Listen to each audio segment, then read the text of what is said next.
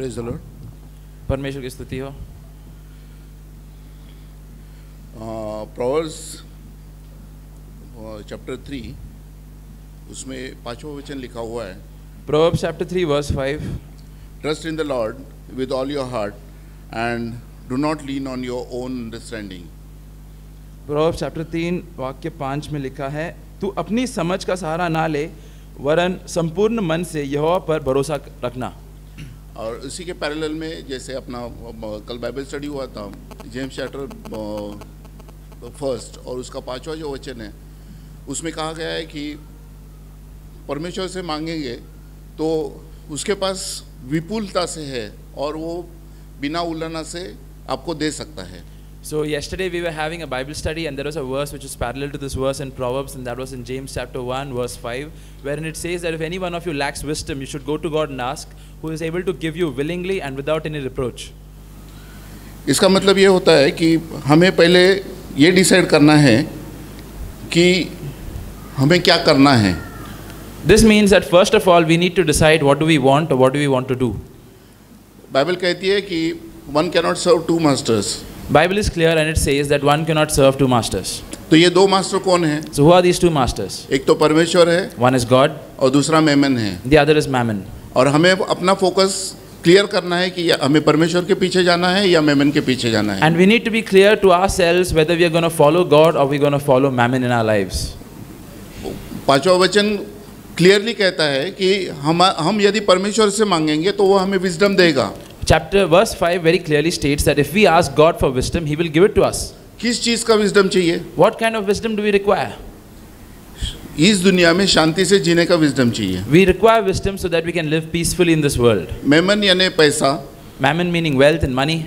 और उसके पीछे यदि जाएंगे And if we go after that, तो हम हमेशा रेस्टलेस रहेंगे। then we shall always be restless. ये मेरा खुद का अनुभव है। This is my own personal experience. मैं जब ड्यूटी करता था, When I used to be working, मैंने कंटिन्यूस 72 घंटे नौकरी करी हुई है, so I have worked tirelessly, और इतना सब कुछ करने के बाद में and after doing everything that I have, over time मिलता था। I used to get overtime money. और ओवर टाइम में मतलब सैलरी बैंक में जमा करने की और ओवर टाइम पे पूरा महीना निकालने का। So what I used to do is I used to save the salary that I would get and then spend the month using the overtime money that I would get.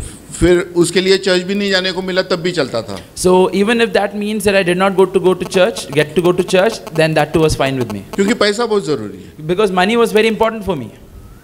नया marriage life चालू हुआ था, newly married life चालू हुआ था। My married life had just begun. और बीवी को खुश करना है। So I wanted to keep my wife happy. जो भी डिमांड है वो पूरी करनी है। Whatever she wanted, I wanted to उसके लिए fulfill पैसा it. चाहिए। For that you require money. और उसी में एक कॉर्नर ऐसा था, And in that very thing there is a corner.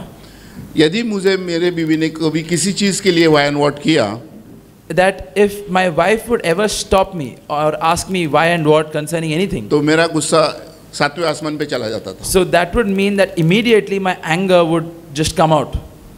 और फिर मैं सामने नहीं देखता था कि नई दुल्हन है या नई बहू है, मेरी वाइफ है, वो मन में नहीं आता था। So at that time in my anger I would not then keep note of the fact that this is my newly married wife. खाने में थोड़ा सा नमक कम कर गया, If the salt in the food was slightly off, मेरी office जाने की तैयारी हो रही, उसमें उसने बीच में कोई मुझे रोक टोक की, if I was getting ready to go to work and in the middle of that she did something that interrupted me, उस पर गुस्से की ऐसी बरसात होती थी, so at that time there would be such a shower of anger.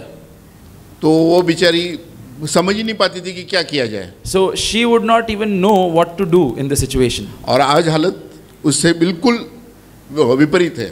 But today the situation is completely opposite of those days. आज कुछ भी वो बोले, okay, as per your choice. Today no matter what she says, I just say, okay, let your will be done. मतलब अभी सस्मित भी यहाँ बैठा हुआ है, वो जब बच्चा था, So Sasmit is seated here. He is when he was a young boy, वो मुझे हमेशा पूछता था, he used to ask me always, daddy तुम इतना दादागिरी क्यों करते हो हम लोगों पे? that, Dad, why do you bully all of us around? जो भी है हम कुछ बोलेंगे, आप बोलते नहीं, मैं जैसा बोलूँगा वैसे ही होना है। No matter what we ask, no matter what we say, you always say no. Only what you say has to happen. मैंने बोला जो है सो है, And I would say, if I have said this, then it's done. इस घर में मेरा कायदा चलेगा। In this house, only my law is going to run. और 20 साल के बाद में And after 20 years, मनीषा आज तो है नहीं, and my wife isn't here right now, मगर उसने प्रेयर किया but she has prayed continuously, continuously, और वो मेरा गुस्सा चला गया। and my anger has then now gone away. जीवन में कई सारे टेस्ट एंड ट्रायल्स आए, So in life, there are many tests and trials that come, और उसमें हमारा फोकस चेंज हो गया, and in the midst of all of that, our focus got lost. और पैसे के पीछे भागने के बजाय And instead of running after money, हम प्रेयर के पीछे भागने लगे। we started running after prayer.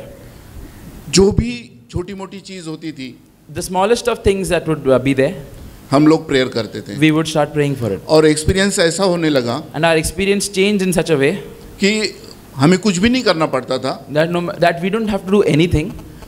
चीज़ें अपने आप हो जाती थी, Things started getting done by themselves, result positive मिलते थे। and we would get positive results. For example, For example, हमने सस्मित की शादी के बारे में सोचा, we thought about Sasmit's marriage. अभी जो रिसेंटली हुआ उसका एग्जांपल दे रहा हूँ। I'm just giving you a recent example. हमने सिर्फ परमेश्वर से प्रार्थना करी, We just prayed to the Lord, और बिल्कुल छोटे समय में, थोड़े समय में आराम से शादी हो गई। and in a very little time span, the whole marriage took place in a very peaceful and orderly way. हम लोग खुद अचरज में रह गए, And we ourselves were surprised. मगर जो था वो आप लोगों के सामने है। But whatever has happened, you have witnessed it. और इसी प्रकार से And in the same way, पैसे के पीछे यदि भागना छोड़ देंगे if we stop running after money और परमेश्वर के पीछे जाएंगे, and start going after God, तो परमेश्वर सही में विजडम देता है। then God definitely will give you wisdom.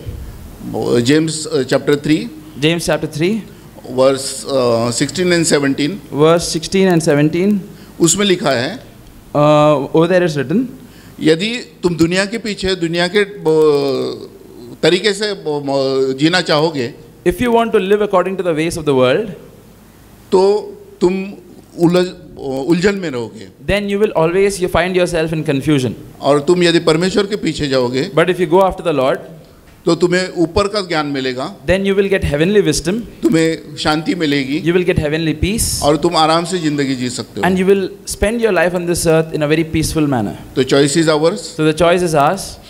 क्या चूज करना है। What are we going to choose? Thank you. Thank you.